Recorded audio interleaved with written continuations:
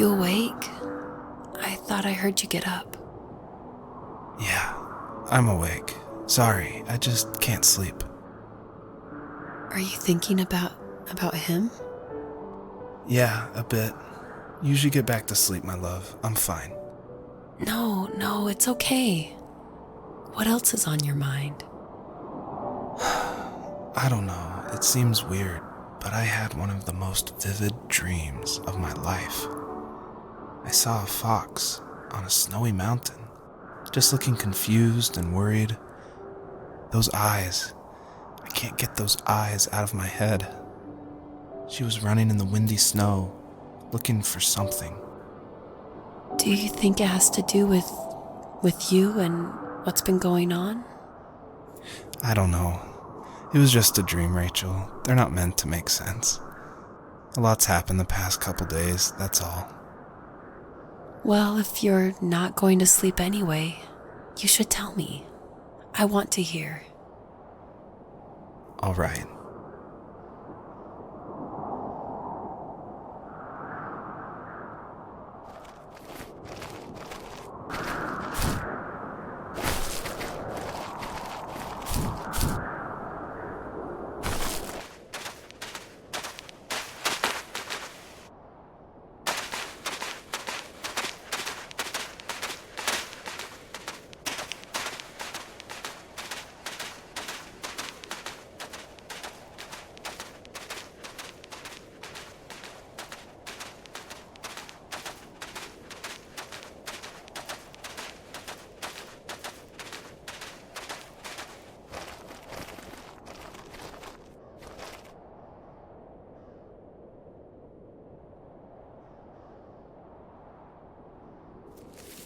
Usually those kids would leave me alone, but somehow they could tell I was different. They made fun of how far away I lived. They called my dad a sourdough. I was a blabbermouth as a kid, telling my dad stories I made up for hours. But after that show and tell, I didn't tell him much anymore. He didn't know exactly what was wrong, but his best guess was that the toys he carved weren't cool enough. He carved me a tank and tried to tell me what it was like to be in a real tank as a serviceman. I didn't know your dad was in the military. Yeah, in the army. The sad thing is that I'd pretty much forgotten until just now. There's so much I still don't know about him. I'm sorry. He knows how much you love him. You're going to see him again soon and have some closure, I'm sure.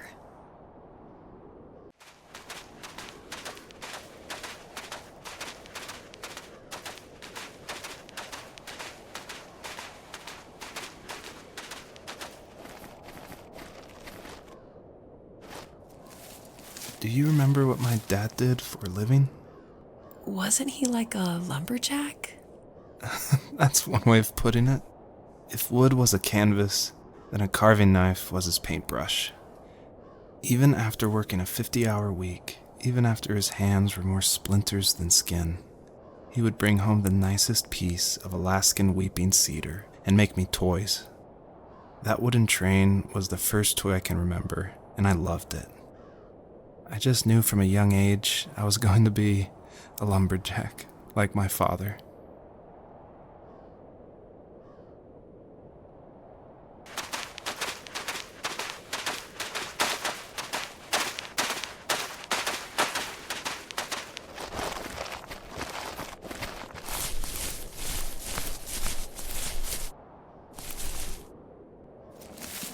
The older I got, the more I withdrew.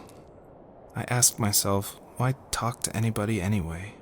Why bother when I'm happy by myself? I started drawing a lot, mostly animals I saw in the woods by my home. I then imagined designing my own hideouts with things like TVs and pantries full of chips and cookies. I think that idea of leaving home and drawing blueprints started my career. I found a lot of solace in that. I'm not surprised, but I did the same thing, you know? There's something special about having a place to call your own.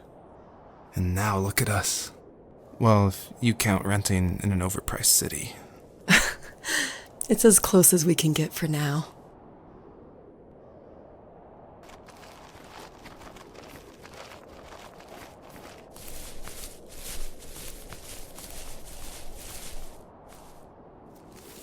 As a kid, did you ever do show and tell in your class?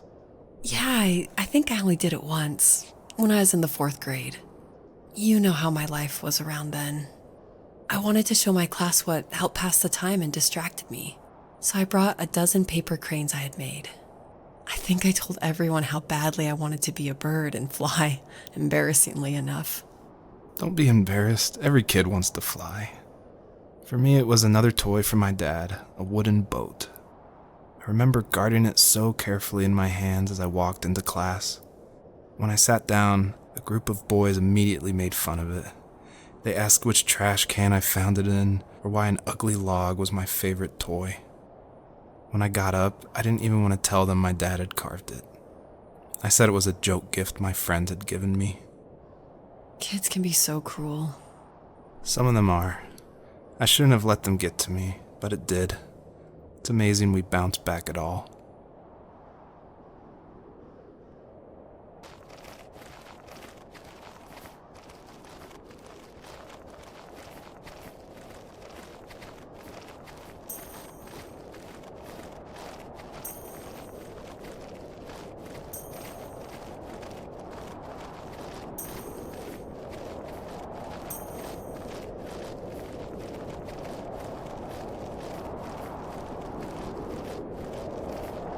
The fox looked high and low, searching for any sign of her cubs.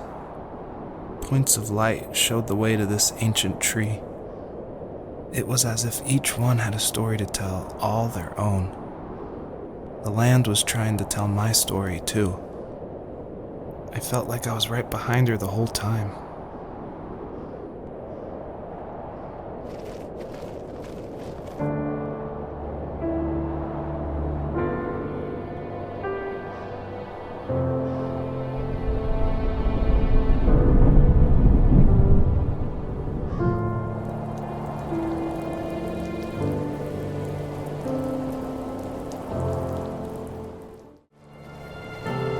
She couldn't stay, though. She had to find her other 2 children. So she took that path. She followed it towards something ancient. Something with answers.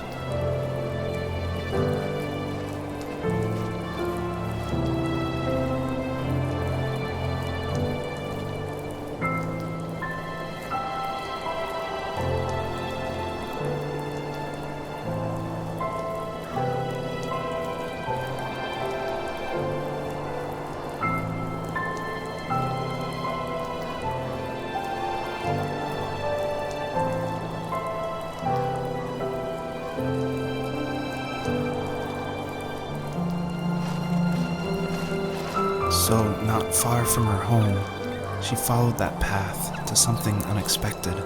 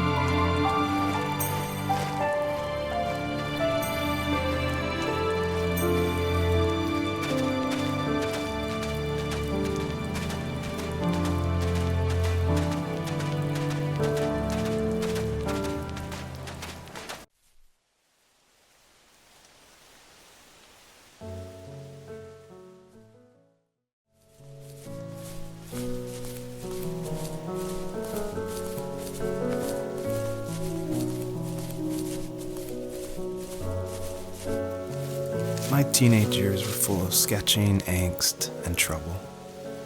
I wasn't popular or unpopular. Maybe just forgettable.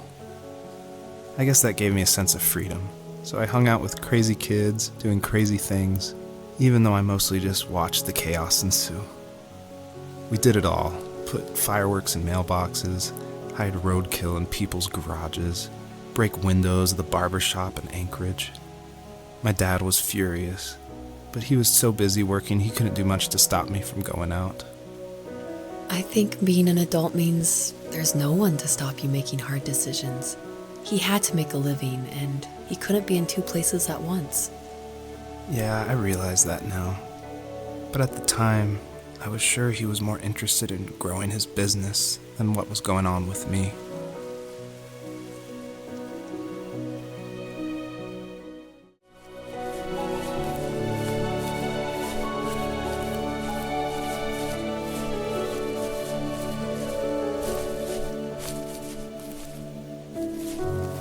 He was working another late night, and my friends were over, saying how bored they were and how they had come all the way out to my house for nothing. One of them mentioned how that old, ugly beyond belief truck was still in the garage, and how we should take it for a spin. I was only 15, so I kind of fought it for a while. The next thing I knew, we were careening around the mountain path, rocks spitting onto the sides of the cliff, while my dad's cringeworthy bluegrass blared out the speakers. I drove while my friends were in the back of that yellow and purple truck, throwing beer bottles and trash at anything remotely interesting. Felt like I was soaring in the air with borrowed wings. But all good things have endings. A cop outside of Eagle River pulled us over after he saw us in a bottle rocket into someone's yard. What followed was a long night of talking to disappointed adults and feeling smaller than ever.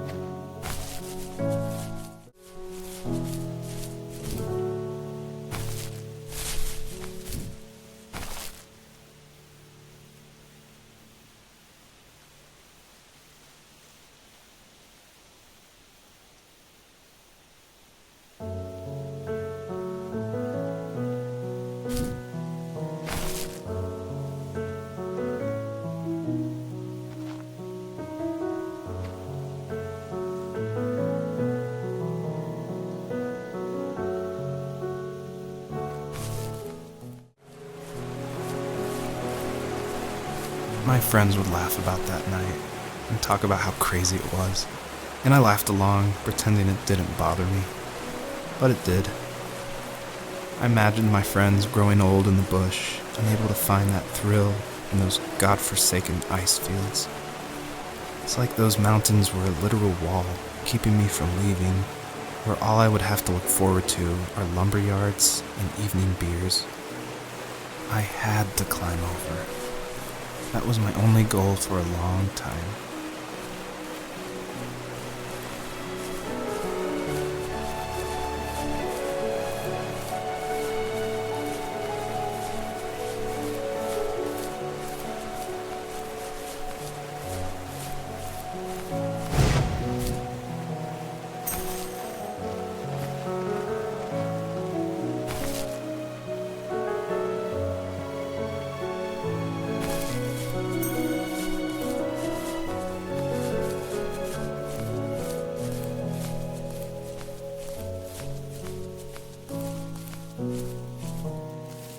If there was some way I could take my love of drawing and turn it into a way of escape, nothing would make me happier.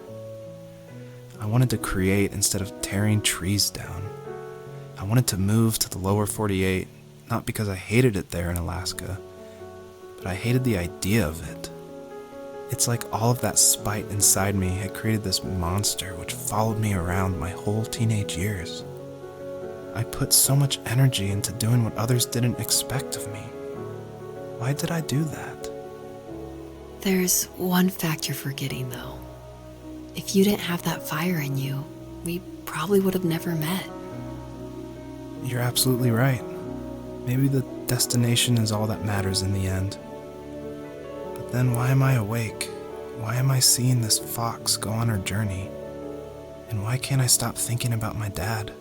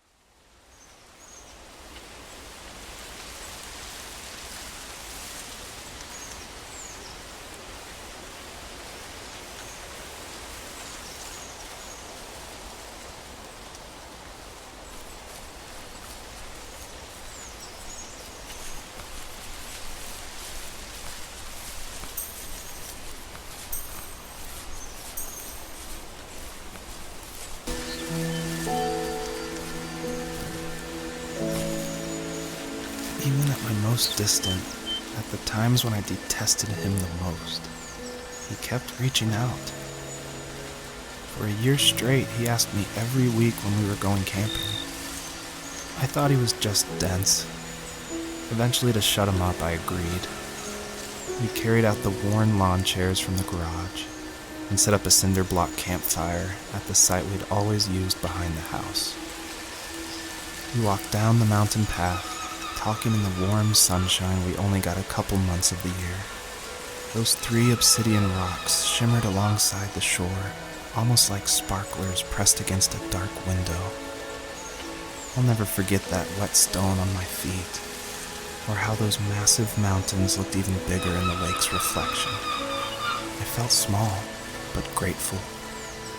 As the sun set, my dad found something I hadn't seen for a long time. The tree where I'd made my first carving when I was 6. I hadn't even carved it.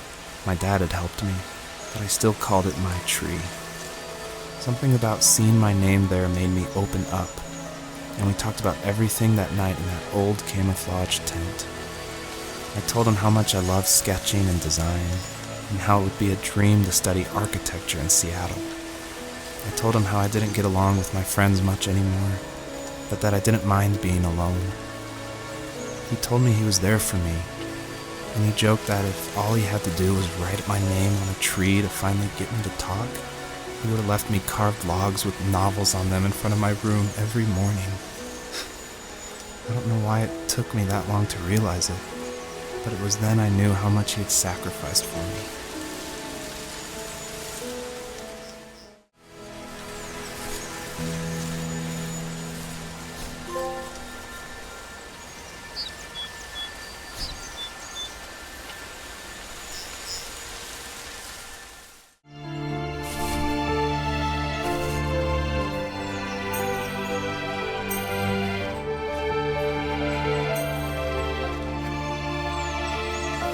We were happiest underneath the evergreens. We decided it was time to finally map out the hundreds of acres we lived on just to pass the time during the summer. He was only free in the evenings, so I would spend the day wasting time on dial-up internet and sketching, and then we would rush into the woods, pen and map in hand, before evening fell. Sometimes the aurora borealis would cast a cold green glow on the mountainside, and we would finish our route underneath a twilight sky. Sometimes I was lonely during those summer days, but there was comfort in the routine. A lot of teenagers aren't looking for the daily grind, though. There's nothing wrong with wanting to get out, to leave your childhood home. You wanted to progress, to make something of yourself. Yeah, you're right. That house. I'm sure it's the same as how I left it. But then why does it feel so different? I doubt you're the only adult to have looked back and asked that question.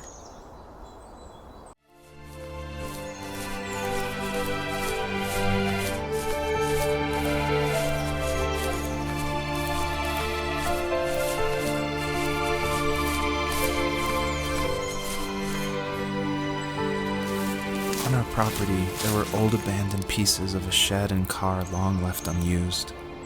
I used to ask him all the time who those people were that left all this junk, and I'm sure he got so tired of hearing it that he made up some elaborate stories how a brown bear ate them and haunted the woods afterwards. What's funny is I think it made those people seem more real, growing up thinking they were still hanging out like they couldn't say goodbye. I used to tell my friends how I could swear I saw spirits move near the water, and that always freaked them out. I guess it didn't bother me, because the way I saw it, they were normal people with old cars and sheds, just trying to figure out how to survive and be happy in the middle of nowhere.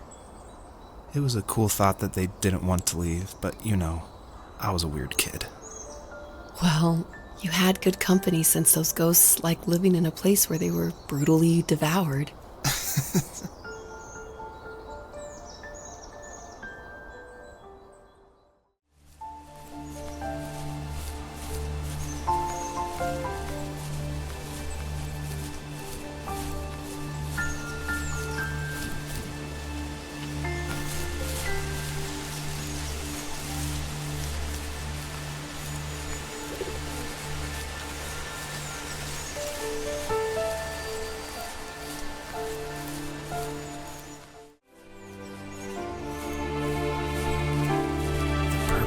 Stood nearby, unfazed, like nothing was wrong. My dad is dead, and he's never coming back, Rachel. I can tell you these stories, but I can never reminisce with him again.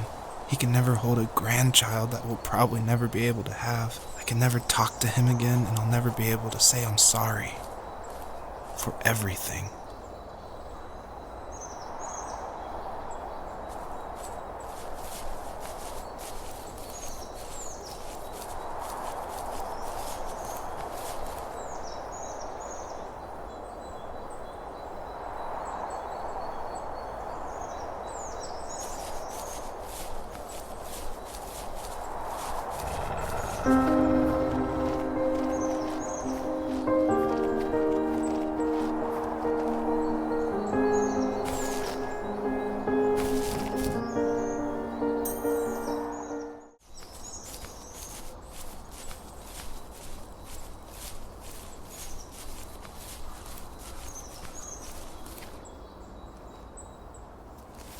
I need to go to bed.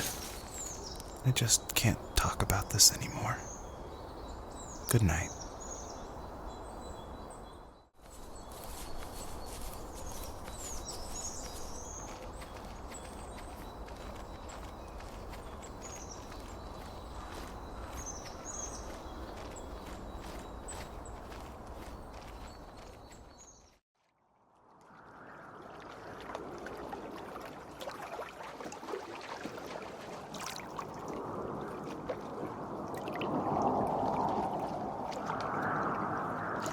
Joseph, you can't go to sleep feeling like this. I'm sorry for everything, and I know you need space, but I'm here for you. You don't need to feel so lost. Joseph, have I ever told you what my mother was like?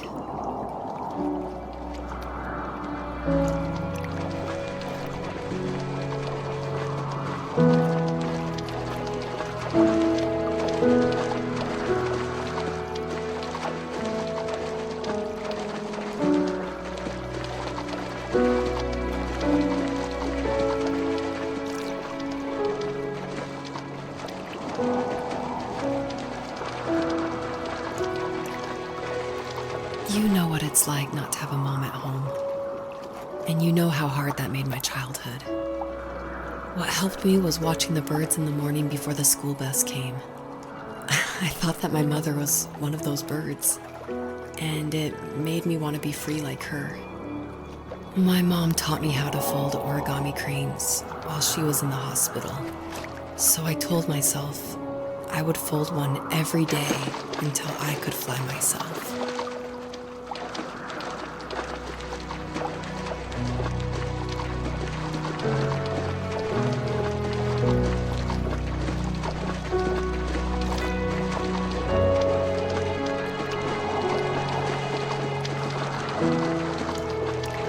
think we both have always loved animals, and for me that love started with a dog. Sometimes this Rottweiler would come up to our property line and wait at the fence for me, but only once in a while. I was sure to check every day immediately after school, and it usually ended in disappointment. I would even steal money from my passed-out dad just so I could buy these off-brand dog biscuits. Even when she did stop by, she never went beyond the fence. Why was she so scared?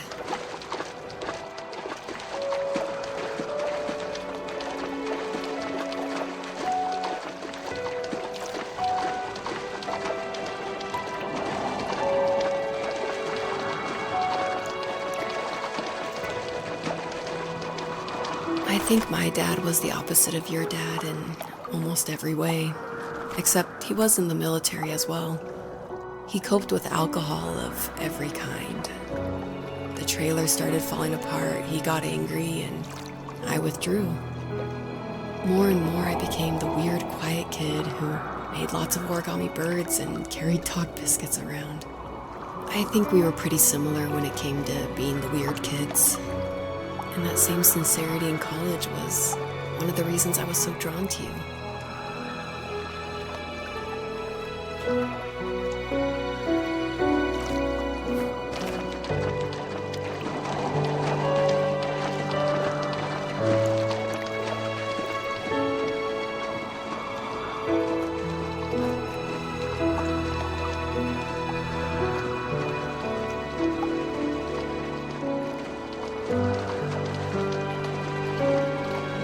Life got worse and worse, and at one point, I really didn't think I could survive another day with my soul still intact. I had no real friends, let alone neighbors, since we lived in the middle of nowhere. I should have talked to my teacher, but I was scared what he would do if he found out. As I waited for the school bus one morning, I walked around until I found something in an abandoned shed. Something I can't put into words.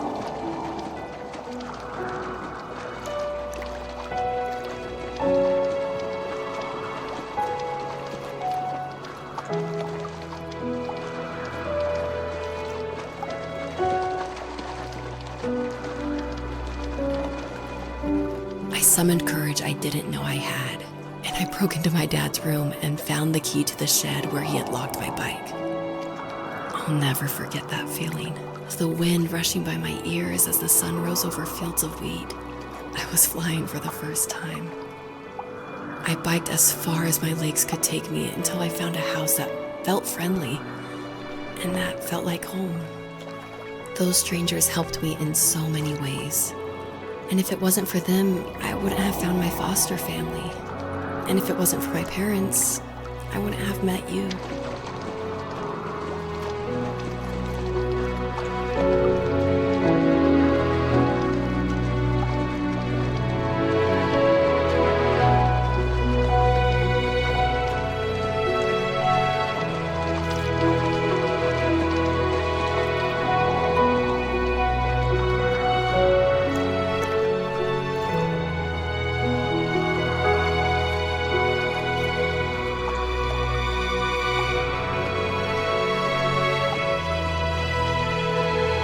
You have strength, Joseph, and you're not as alone as you think. It's all just so pointless. Just waiting for life to happen. It's like having the home I always wanted is cursed out of my reach. The thought of being a parent myself. How could I do that when I couldn't even be a good son?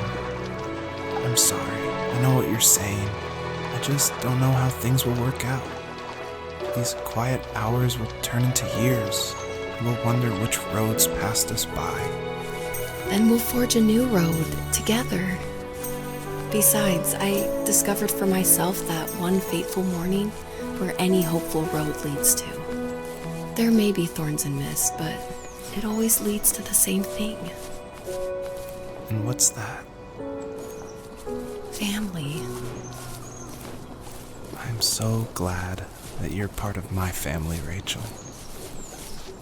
And I'm glad you're part of mine.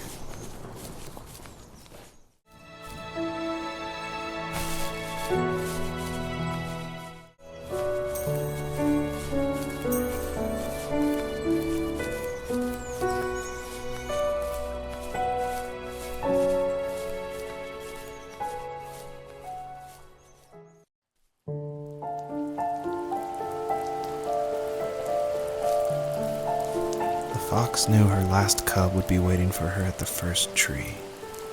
She was almost there.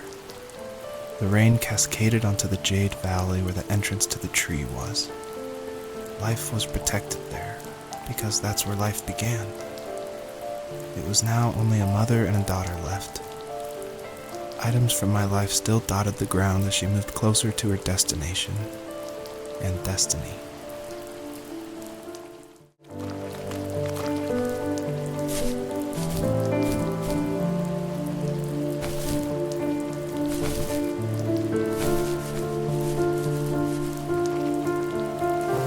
At the end of high school, I felt something I hadn't felt in a long time. Drive. I looked into the best architecture schools on the West Coast, then got a dose of reality when looking at other students' portfolios and the high cost of tuition. I still wanted to be something, to be the next Alvaro Siza, and to make those thousands of sketches worth something in my grand history. But now even an internship sounds impossible. Siza helped me understand how essential emotion is in architecture. And he also said light is the real composer of space. I like to think these glints of light, like not finding a job or even a strange dream about a fox, are something I should be thankful for, even if the illuminated space is something I'm less than comfortable with.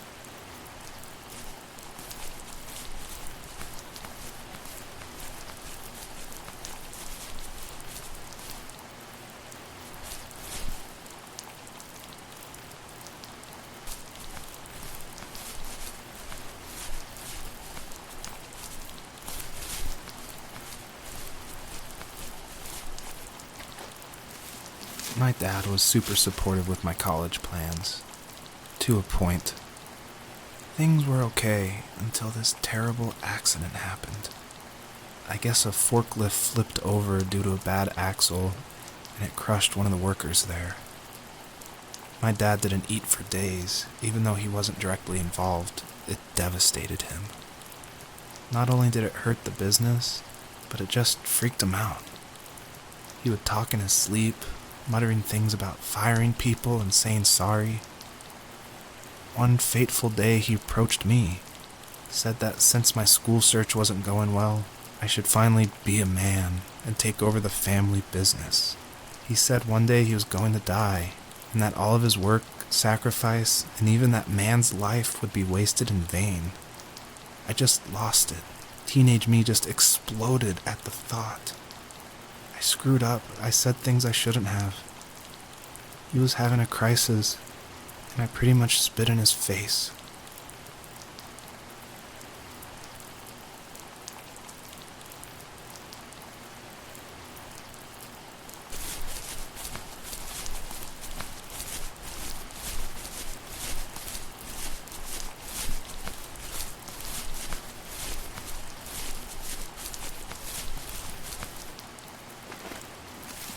Was that the last time you talked to him?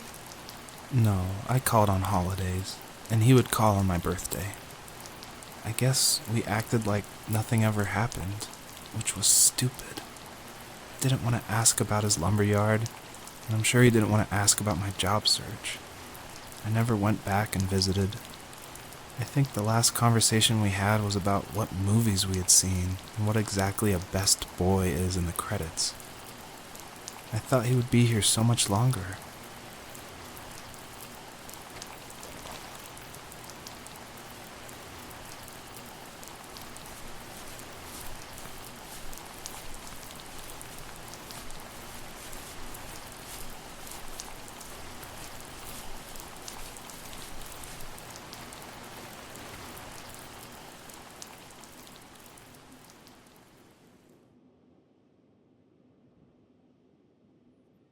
In the distance, the first tree illuminated the wasteland.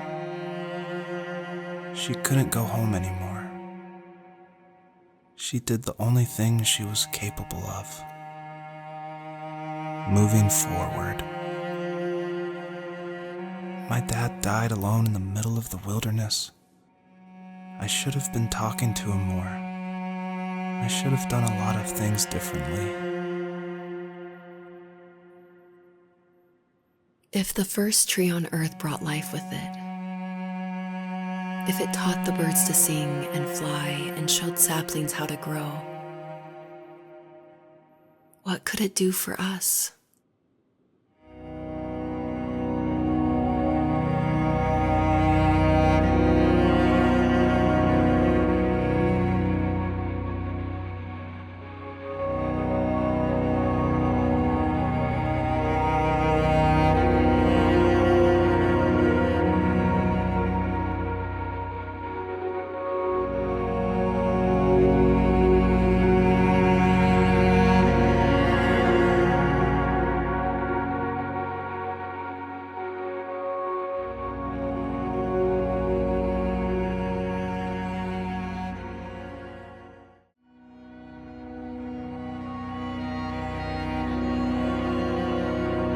There was a letter I received yesterday from a name I didn't recognize, with a quote I can't stop thinking about. Death is not the opposite of life, but a part of it. More and more, I'm realizing one important truth. Each of us have our own journey to the first tree, but sometimes I'm not sure I'm ready to take that first step. You already have my love.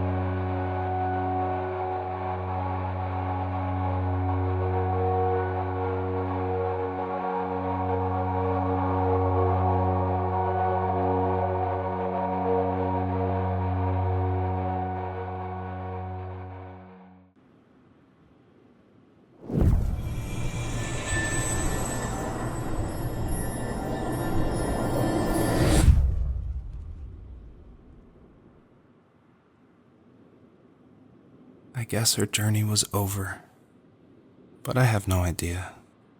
It was only a dream, a distraction from tomorrow.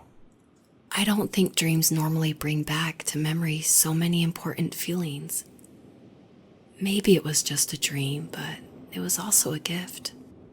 Yeah, I suppose. But tomorrow we're getting on a plane to the last place on Earth I want to be. The only person that would have made the trip worth it is gone. You're going to see him and be with him one last time before you say goodbye. I have one last quote for you by Emerson, sealed in an imaginary letter from me to you.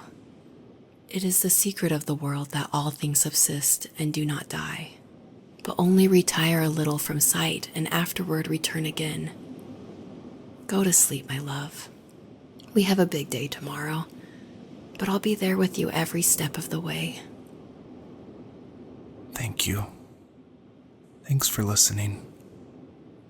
Good night, Rachel. Good night, Joseph.